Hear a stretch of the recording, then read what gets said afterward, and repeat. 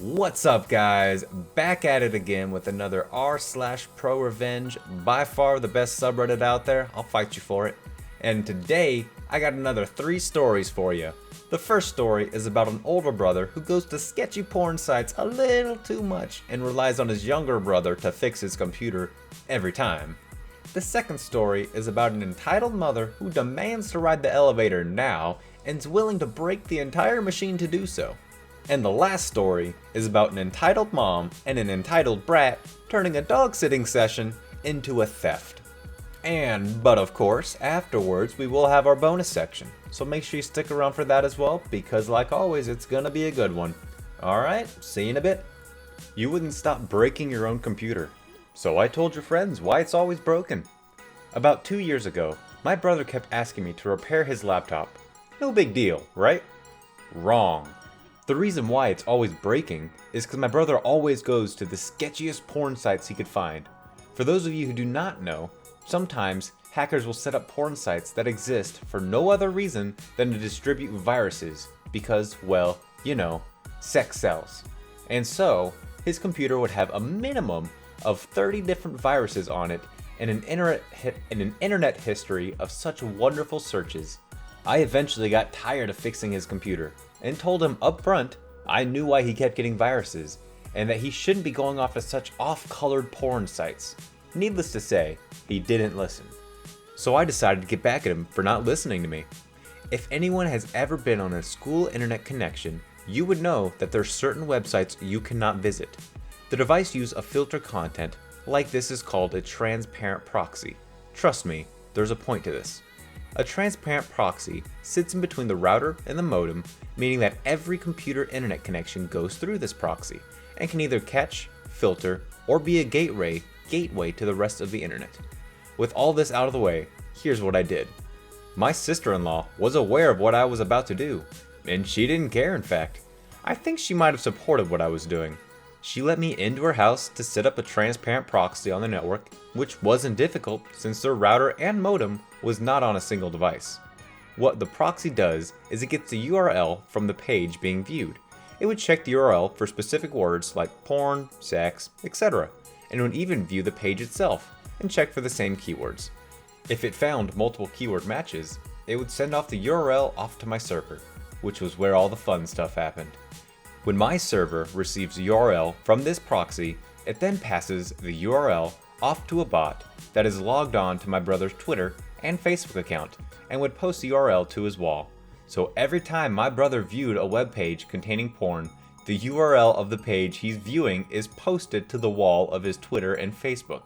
He never figured out why or how these posts kept being made, but now every time Thanksgiving comes around, my father brings it up every time because he thought it was the funniest thing in the world. My father, nor his friends, will ever let him live it down. I feel kinda bad for the brother, but come on, man. There's some easy free porn sites out there that are a lot safer. Just go to one of those, you'll be fine. Not that I would know anything about that. I need that elevator now. So I'm an elevator technician. When they break, I'm the one who fixes them. When parts wear out, I replace them. You get it. The other day, I was on a job replacing a worn-out emergency light. Back in the day, it was a habit to use a battery of the emergency light to power the elevator siren system. Modern emergency lights have different voltages, being LED, so I cannot use the old way to connect everything. So I have to wire everything up from scratch, including new battery and siren. No big deal, but it takes a little longer to complete the task. Note, this is a 3-stop elevator. Ground floor, first, and second. I start with hanging up all my out-of-order signs and start working on the ground floor. 5 minutes in, just disassembled the old piece, and the story begins.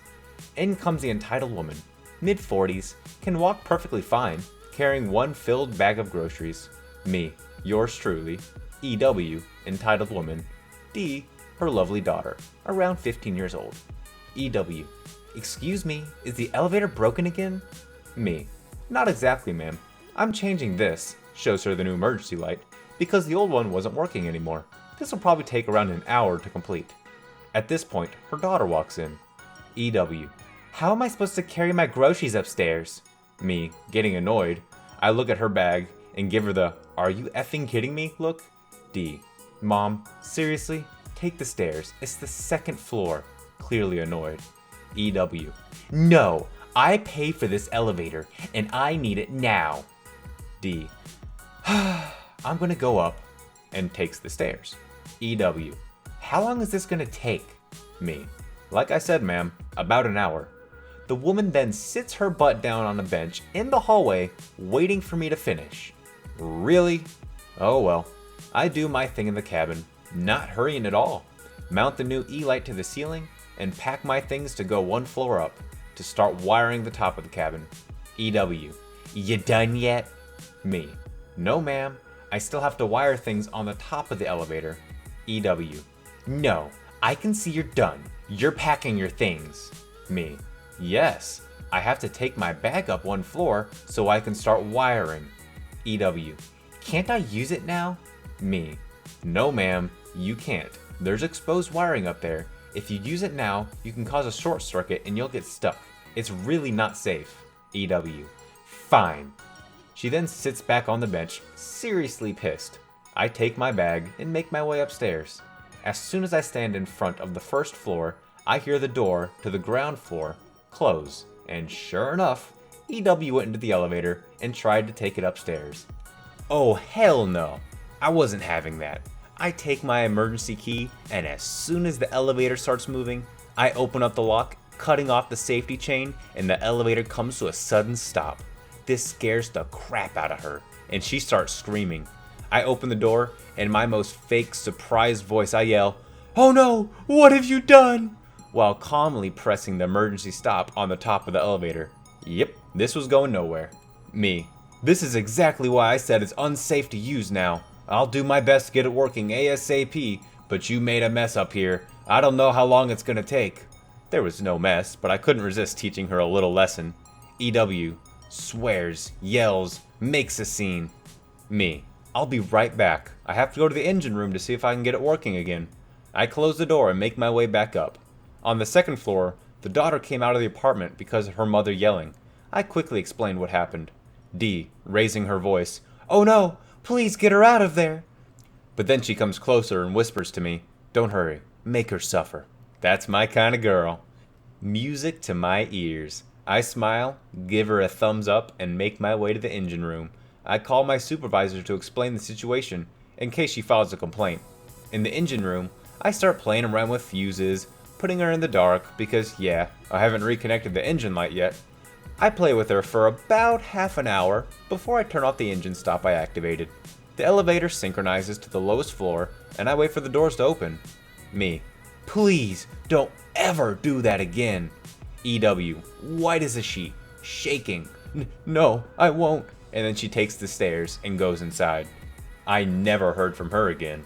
I calmly finish my job and leave the building with a smile on my face. Mission accomplished. You know, I'm really disappointed in how this guy acted. By not going long enough. Screw this lady. For all she knew, she could have been breaking that machine, all because she was too lazy to walk up the stairs herself. I wish she got worse. They tried to steal my dog. So, a little backstory. In February of this year, one of my good friends and coworkers, I'll call her Susan, asked if I would like to buy her dog, D. She loved D. I'm sorry, but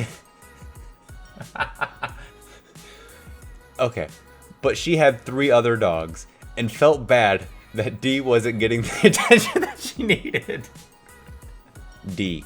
She loved D, but had 3 other dogs and felt bad that D wasn't getting the attention she needed. I told her I would have to see if D liked me. So almost every single day from February to April, I came to see D, and I fell in love. So for 3 months, I made $100 payments on D. And in June, I finally took her home. Instantly, everyone in my home loved her. Then in November, things started to go downhill. My landlord came to check on the house and saw D and told me that I shouldn't have her there. I was upset, so I started looking for other places to stay. Well, I found another, pet-friendly home for us. I started asking friends to hold her, and in return, I would buy D everything she needed. Enter Entitled Mom, EM, an entitled brat, EB.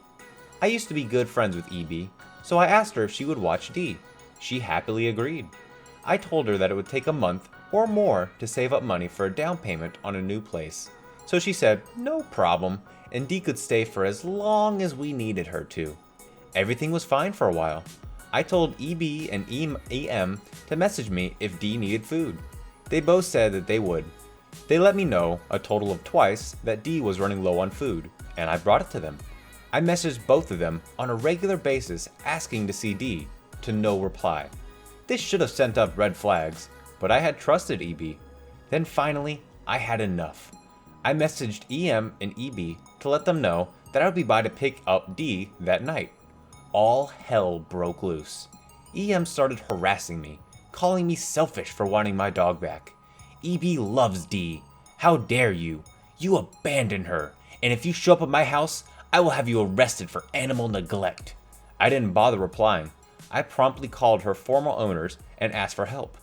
The following day, we met up and got D's vet records and got a notoriety statement stating that D was in fact mine.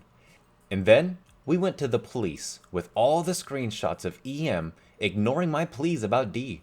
The officer then followed me to their house and knocked on the door. I instantly hear D barking and I smiled, happy she wasn't dead. The thought crossed my mind. Before the officer could even say a word, EM looked from the officer to me and then turned beet red. She then began cursing me out, again calling me selfish because EB loved D. At that moment, D caught sight of me, pushed past him, and ran to me and basically knocked me over with happiness. While I was giving D some love, EM began to say, she abused her dog. She dumped D here. We didn't even want her. So, needless to say, I have D back in our new place, and EM was charged with theft and did a little jail time, and is required to stay 500 feet away from me and my house. You know, it's one thing when an entitled person steals an inanimate object. It's a whole nother ball game when you steal a dog, because that's a member of your family. And that's a real messed up thing. It takes a pretty sick individual to want to do that to someone. Alright guys, I hope you enjoyed those last few stories of r/Prorevenge. Now, like usual, we're gonna switch it on up and head into the bonus section. And today, we're doing r/That Happened. So let's get in it. My boyfriend, Gay, dumped me, so I catfished his straight older brother for nudes.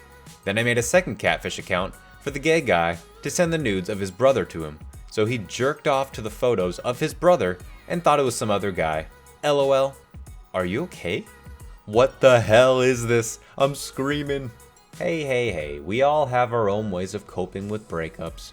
Some of us just have to mentally scar our exes for life by showing us our siblings naked. It happens. Fell down a 40-meter cliff. Heart stopped 3 times. Was in a coma, and the doctor said I'd never come out, and for my mom to turn off life support. She didn't. Then I came out of the coma, and the doctor said I'd be brain dead. I'm not. Said I'd never walk or talk. I did both of them in a week, and was told I'd be in the hospital for 9 months at least to recover. I left after 4 weeks. I don't know why, but I feel like this belongs in r/That Happened. Yes, sir. I think you were right on that assumption. That seems spot on. I crashed into a Jimmy John's delivery driver and smashed his rims and dented the side of his car. And homeboy gets out and goes, "It's okay. I'm not gonna call anyone. And for the record, you're the cutest guy I've crashed into," and drives off. My life is a giant reality TV show. I don't give a damn if you're a Victoria's Secret model. You better have insurance if you're gonna ram into me. Hell no. Alright guys, I hope you enjoyed this episode of r/Prorevenge, and I will see you again next time. Peace out.